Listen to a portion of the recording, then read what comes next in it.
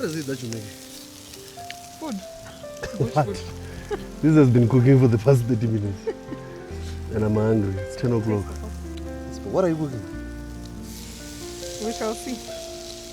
It's a surprise. And the lady said, this is Spitz. The lady at the shop. She's like, this is Spitz of the convenience stores. It's for sweets. That's crazy.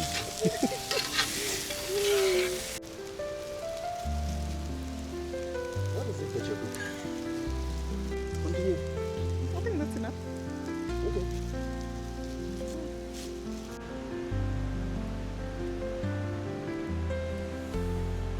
All I know is that we're cooking breakfast.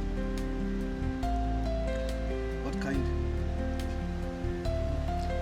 Kind of breakfast you eat on a cold morning. Definitely it's going to be warm.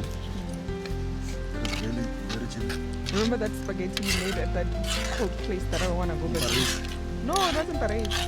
Oh,